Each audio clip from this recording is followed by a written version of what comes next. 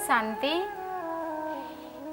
अमृतधारा कार्यक्रम आध्यात्मिक प्रेमी भाई और भौणी मानू हार्दिक अभिनंदन जनाऊँ।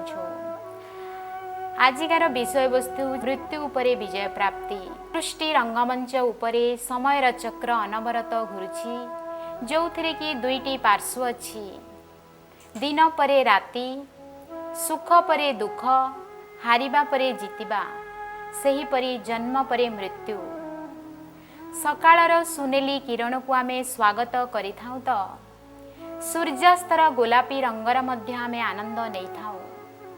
प्रकृति रे हसुथुबा फूल मान को आमे स्वागत करिथाउ तो मृत्युर विराट सत्य को आमे डरू काहेकि। प्रकृति जन्म और मृत्यु निश्चित बनाइछि, सेमिति भी जहार जन्म होइछि तार मृत्यु मध्य निश्चित। सेथिपाई कथारे अछि, मर्त्यमंडले देह बही देवता हेले हे मरई। जन्म और मृत्यु गोटे शिकार दुईटी पार्श्व अटंती। मृत्यु अर्थात पुरुणा वस्त्रर त्याग, जन्म अर्थात नुआ वस्त्रर परिधान। जेमिति आमको पुरुणा लुगा उतारिले कौनसी प्रकार कष्टर अनुभव होई न थाए, जन्म अर्थात नुआ लुगार परिधान। शरीर हेउछि एक वस्त्र, आत्मा हेउछि अजर अमर अविनाशी। आत्मा केबे मरे नाही। मृत्यु अर्थात आत्मार ड्रेस और एड्रेस चेंज करिवार समय आसी थाए। मृत्यु अर्थात गोटे घर को खाली करी अन्य घर को जीवार प्रक्रिया। ए शरीर आमर जेते ही पुराणा साथी होइथिले मध्य दिने ना दिने एहाकू छाड़िबाकू पड़ी थाए। ए दुनिया रे एमिति नियम चली थाए जे जणे जेते पुराणा घर भड़ा वाला हेले मध्य ताकू दिने ना दिने घर खाली करिबाकू पड़ी थाए। मृत्यु गोटे आश्चर्य घटना। एथिरे आत्मा तार कर्म और संस्कार को सांगरे नहीं जाई थाए। सेथिपाई मृत्यु को चिरनिद्रा मध्य कहा जाई थाए। वास्तव रे आमे मृत्यु को शोकर प्रसंग मनै थाउ, किंतु ताहा अन्य घरे सुखर प्रसंग मना जाई थाए। गोटे घरे जन्मर आनंद और अन्य घरे मृत्युर दुख मना जाई थाए। मनुष्य जीवन में मुख्यतः तीनोटी प्रसंग मना जाई थाए। प्रथम प्रसंग होची जन्मर प्रसंग। यही प्रसंग बहुत सहज और स्वाभाविक रीति रे आमे ग्रहण करिथाउ। आसीथिबा बालकर आमे स्वागत करिथाउ और बहुत धूमधाम रे खुशी मध्य मनैथाउ। द्वितीय प्रसंग होची विवाहर प्रसंग। यही प्रसंग मध्य आमे बहुत सरल रीति रे स्वीकार करिथाउ और ता पाई आमे समय शक्ति संपत्ति खुला हस्तरे खर्च करिथाउ और सबु बंधु बांधव मिसी बहुत खुशी रे मनै थाउ। तृतीय प्रसंग होची बहुत गुरुत्वपूर्ण प्रसंग, जोटा कि मृत्युर प्रसंग, जहा कि प्रत्येक जीवन रे आसी थाए, किंतु सेथि पाई आमे प्रस्तुत हे न थाउ। विवाह और जन्मर प्रसंग को जेते सहजरे स्वीकार करिथाउ, मृत्युर प्रसंग को स्वीकार करि न थाउ। आम सामनारे जदि कहार मृत शरीर पड़ी थाए ताहेले मध्य आमे कहि थाउ एते शीघ्र तार जीवार समय नथिला, काहेकि ना आमे ता पाई प्रस्तुत होई न थाउ। एपरि काहेकि हुए? जन्मर प्रसंग पाई आमे 4-5 मास पूर्वरु रेडी हेई थाउ। विवाहर प्रसंग 4-5 वर्षरु आमे प्रस्तुत हेई थाउ, किंतु महत्वपूर्ण मृत्युर प्रसंग को आमे स्वीकार करि न थाउ। काहेकि ना आम सामनारे पड़िथिबा मृत शरीर को देखिले मध्य आमे कहि थाउ एते शीघ्र तार जीवार नथिला, कारण ता सहित आमर स्नेह भरा संबंध थाए ओ स्वाभाविक अटे आमे आमर स्नेह भरा लुह को अटकाई पारि न थाउ। सेथिपाई कथारे अछि, तमे जेतेबेले दुनिया को आसिल कांदी कांदी ओ दुनिया सेतेबेले हसुथिला, किंतु तमे एमिति कर्म करि जाओ दुनिया कांदू ओ तमे हसी हसी निज घर को जाओ। मृत्यु मनीष जीवन रे विभिन्न प्रकार आसी थाए।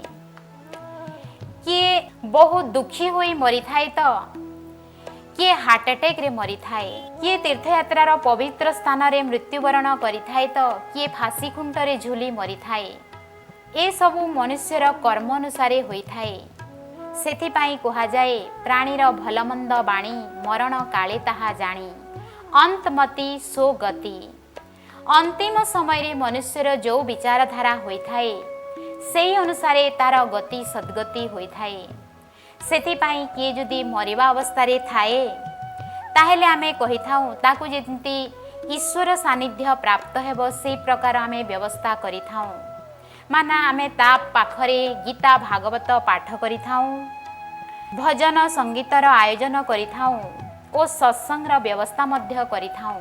से जेमिति भगवान को स्मरण रे शरीर छाड़िबो। शरीर आयुष जेतेबेले शेष होइथाए आत्मा शरीर छाड़ी दिए और नुआ शरीर रे प्रवेश करिथाए। नुआ शरीर रे जेतेबेले प्रवेश होइथाए सेही समय रे तार जन्म और मृत्युर तिथि तारीख मध्य निर्धारित होइथाए।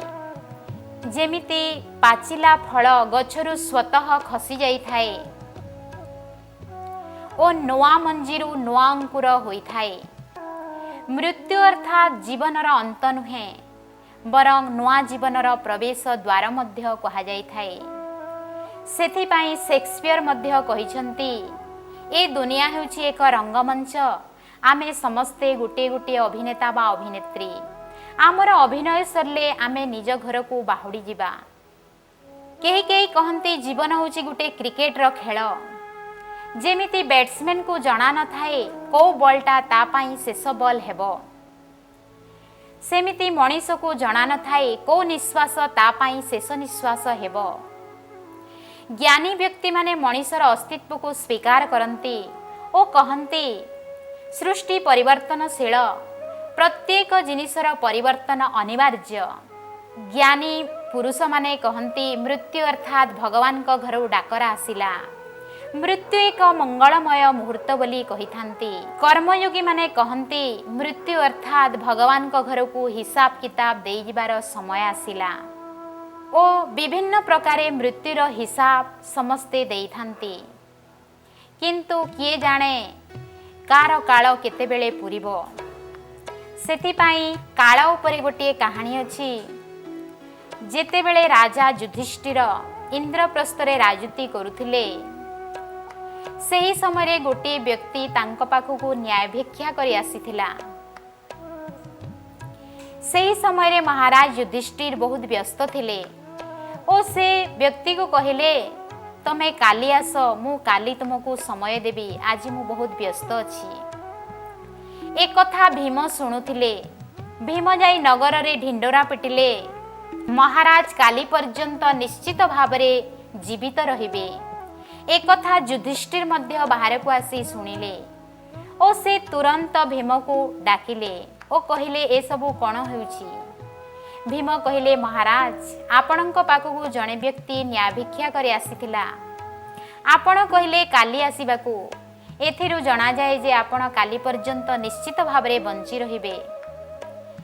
महाराज युधिष्ठिर निजर भूल बुझी पारिले और तुरंत सही व्यक्ति को डाकी न्याय प्रदान कले। कारण आजिर जीवन काली के नहीं। मनीष मृत्यु को बहुत भय करि थाए। मृत्यु पाई मनीष भय करे काहेकि? प्रथम कारण होछि मनीष जीवन सारा जहा धन संपत्ति रोजगार करि थाए सेथि प्रति तार मोह हो जाई थाए और से सबू छाड़ी गला बेले ताकू कष्टर अनुभव होई थाए। द्वितीय कारण होछि भविष्य विषय से किछि जानी न थाए। तृतीय कारण होछि मित्र संबंधी माँ बापा भाई बंधु मानकर सहित तार मोह हो जाई थाए और सेमानंको छाड़िला बेले ताकू कष्ट हो जाई थाए। चतुर्थ कारण होछि मनुष्य जीवन सारा जहाँ पापकर्म करि थाए मृत्यु समय रे ताहा ता सामना को आसी थाए। जेमिति आमे दिन सारा जहाँ कर्म करी पापकर्म करि थाओ राति रे स्वप्न आकारे आम सामना रे आसी थाए। सही प्रकार मनीष जहाँ भी पापकर्म करि थाए मृत्यु समय रे फिल्म भलिया ता सामना रे सबु आंकी होई जाए। पंचम कारण होछि भविष्य रे से कोठी की जीव ता विषय रे से किछि भी जानी न थाए, सेथिपाई से बहुत डरी थाए। षष्ठ कारण होछि मृत्यु समय रे मनीष निजको एकाकी अनुभव करे, ता संगरे आउ केही भी जानती नहीं, से एका जाए। सेतिपाई से डरी जाइथाए। जदि आमे कर्ममय जीवन रे पाप कर्म न करन्ते ताहेले मृत्यु को आमको भय लागंता नहीं। जो पाप कर्म करिथाउ सेथिपाई मनीष बेसी डरी जाइथाए। जणे शरीर छाड़िले आमे केतेक बाह्य विधि को मानि थाउ। जथा जणे शरीर छाड़िले आमे कला लुगा पिंधि थाउ, ता पाई कांदी थाउ, पिटी मारी हेई थाउ, घरू बाहरी न थाउ और विभिन्न प्रकार नियम मध्य मानि थाउ। आत्मा जेतेबेले शरीर छाड़ी दिए, शरीर को अर्थी बोली कहा जाए, कारण से शरीर रे आत्मा न थाए, आत्मा रथी आउ न थाए। खाली रथ को अर्थी बोली कहा जाई थाए, अर्थ विहीन शरीर। तो ज्ञानी पुरुष माने शरीर भी शुद्धि क्रिया करी ताको पंचतत्व को अर्पण करिथांती। कारण आमे ए शरीर को जेतेबेले पाइथिले बहुत शुद्ध स्वरूप रे पाइथिले ओ कर्ममय जीवन रे आसी आमे कर्मेंद्रिय द्वारा अनेक विकर्म करिथाउ, जहा फल रे शरीर और आत्मा दुईटा पतित हो जाइथांती। सेतिपाई तार शुद्धि क्रिया करा जाई थाए। प्रथमे अर्थी को भूई को सफा करा जाए ओ ता उपरे सुआ जाए ओ ता उपरे गंगा जल छिंचा जाई थाए। गंगा जल छिंचिबार अर्थ जल तत्पर शुद्धिकरण करा जाई थाए। ता उपरे घिय लगा जाई थाए। घिय लगाइबार अर्थ हेउची अग्नि तत्पर शुद्धिकरण करा जाई थाए। ता उपरे चंदन लगा जाई थाए। चंदन लगाइबार अर्थ वायु तत्पर शुद्धिकरण करा जाई थाए। ओ ता उपरे तुलसी मध्य दे जाई थाए। तुलसी देवार अर्थ हेउची आकाश तत्पर शुद्धिकरण करा जाई थाए। ओ सब दाह परे जेउ पाउंस रही जाए ताको गंगा जल रे भसा जाए, माना भूई तत्पर शुद्धिकरण करा जाई थाए। एही परी पंचतत्व को शरीर को अर्पण करा जाई थाए ओ पंचतत्व रे एही शरीर लीन होई जाई थाए। जणे जेतेबेले शरीर छाड़ी थाए ता सब को जेतेबेले निया हुए, ता मुंड को गाँ पटकू ओ गोड़ को श्मशान भूई पटकू करा जाई थाए ओ गोटे कलसी रे पानी निया जाई थाए ओ जेतेबेले आमे श्मशान भूई को शव को निया जाई थाए ताको ओलटाई दिया जाई थाए ओ सेई कलसी को फटाई देई थांती। कारण से ए दुनिया ए गाँ रो माया मोह को त्याग करी निज घर को जाई थाए। सेतिपाई ता मोह को श्मशान भूई पटकू ओ गोड़ को गाँ तरफ को करि देई थांती।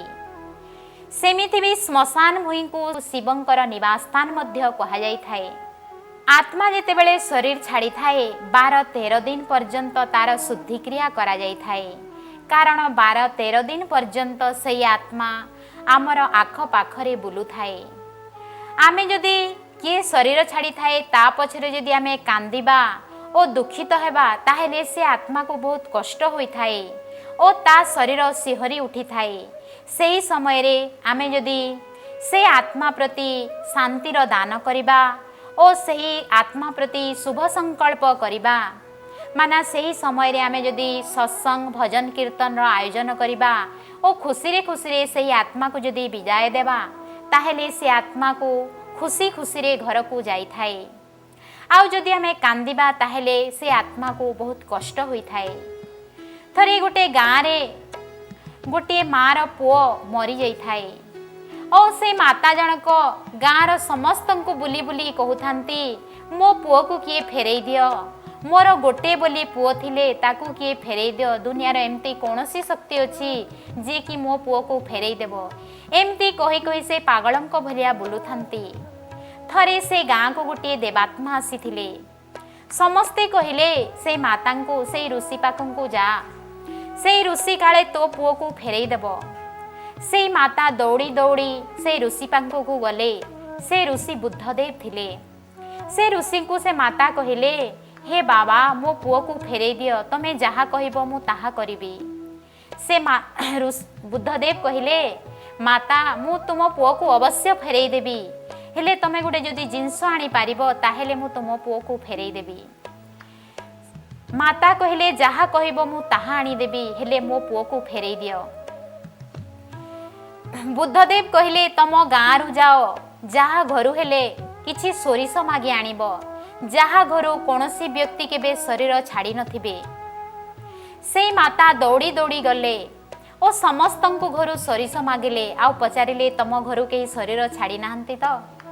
समस्ते कहले मो भाई मरीछि, मो बापा मरी जाइछंती, मो काका शरीर छाड़ी एमिति गोटे घर भी खाली नथिला जा घरे केही केबे शरीर छाड़ी नथिबे। से माता निराश होई बुद्धदेव मांकु फेरी आसिले। बुद्धदेव कहले हे माता प्रकृतिर एटा नियम, आत्मा गोटे शरीर छाड़ी आउ गोटे शरीर को निवास करि थाए। सेथिरे आमे खुशी मनैबा कथा। सेथिपाई ज्ञानी पुरुष माने कहंती मृत्यु होछि गोटे उत्सवर मुहूर्त। सेही समय रे आमे उत्सव मनैबा कथा। शरीर विनाशी आत्मा हेउछि अजर अमर अविनाशी। आमे जहा भी कर्म करिथाऊ आत्मा सांगरे नहीं जाई थाए ओ सेही अनुसारे आमर गति सद्गति होई थाए। कारण आम शरीर रे किछि भी लेप छेप लागी न थाए। शरीर तो आमे शुद्धि क्रिया करिथाऊ किंतु आत्मार शुद्धि क्रिया होई न थाए। आत्मा कर्म ही सांगरे नहीं जाई थाए, जहा भी पाप कर्म करि थाए कि पुण्य कर्म करि थाए। केतेक वृद्ध लोक माने मरिबा आगरु तांकर पुटुली रेडी करि थांती, जेमिति पुराणा कपड़ा को एकत्रित करी बांधी थांती ओ जीवा पाई से माने प्रस्तुत होई थांती। किंतु से सब तो कौनसी भौतिक संपत्ति आम साथी जाई न थाए, कर्म ही आम सांगरे जाई थाए। आत्मा निजर कर्म को ही सांगरे नहीं जाई थाए, किंतु दैनंदिन जीवन रे आमे कर्म को ध्यान देउनाहु। आमर आत्मा और शरीर ओतप्रोत भाव रे जड़ित, किंतु आत्मा जेतेबेले निज घर को जाई थाए शरीर ता साथरे इंचे मध्य जाई न थाए। साफ मना कर दिए मु जीविनी। आमे जहा पाप कर्म करि थाओ कि जहा पुण्य कर्म करि थाओ ताहा ही आम सांगरे जाई थाए। किंतु आमे दैनंदिन जीवन रे 24 घंटा आमे शरीर देखभाल करि थाऊ, शरीर को भल खाद्य दे थाऊ, भल ड्रेस दे थाऊ, सोइबा पाई डलप गदी मध्य दे थाऊ, किंतु आमे आत्मा पाई किछि करि न थाऊ।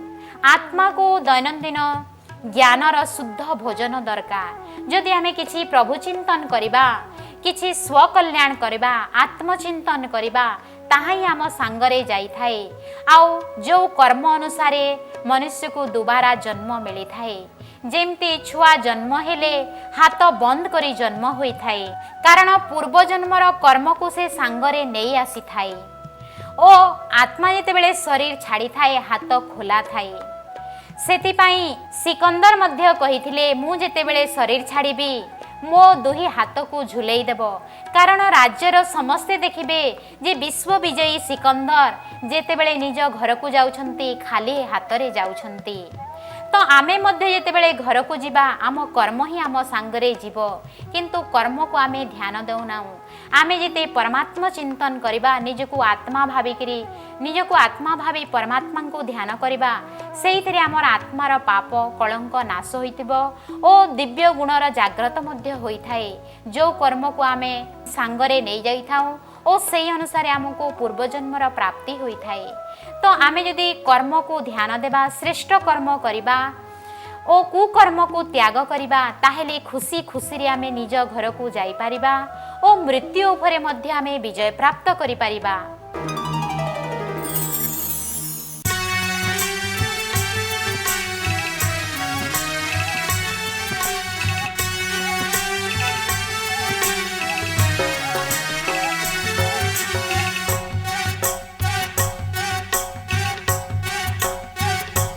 संसार नुहई इए समसार, सत्य जे हार सार, सत्य जे हार सार। ईश्वर ही सत्य मृत्यु एका सत्य, ईश्वर ही सत्य मृत्यु एका सत्य। असार जे संसार सती, असार जे संसार। संसार नुहई इए समसार, सत्य जे हार सार सत्य जे हार सार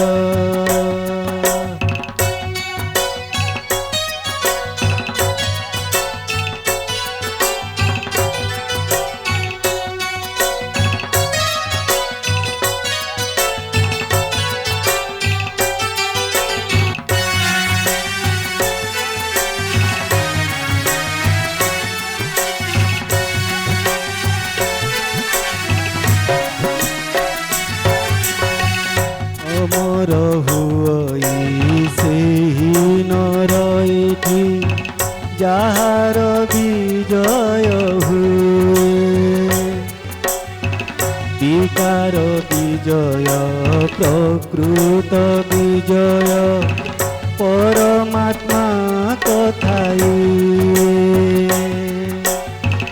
बेल थाऊ थाऊ सजाग रहिले बेल थाऊ थाऊ सजाग रहिले नथिब मरण डर से तो नथिब मरण डर संसार नुहई इए समसार सत्य जे हार सार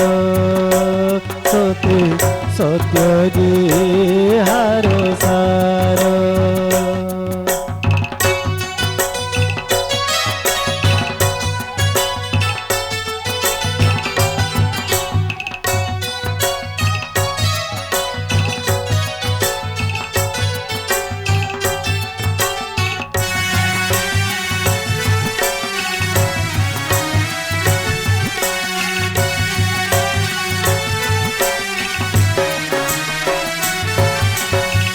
साउठी मेरे पुण्य किछि साथे जीव सिए तोर जंजाल रे काहीं माती छुटू एठी केही नुहई कहार परमात्मांकर डाकरा कुसुण परमात्मांकर डाकरा कुसुण संसार जे संसार सते बेल हेलाणी उचूर संसार नुहई इए समसार सत्य जे हार सार सत्य जे हार सार ईश्वर ही सत्य मृत्यु एका सत्य ईश्वर ही सत्य मृत्यु एका सत्य असार जे संसार सत्य असार जे संसार सत्य असार जे संसार सत्य असार जे संसार। ओम शांति। मोर नाम महेश्वर बीके महेश्वर, गंजाम जिला सांकुड़ा। ज्ञान को पाइबार 4 वर्ष है बाबा ज्ञान पाइबार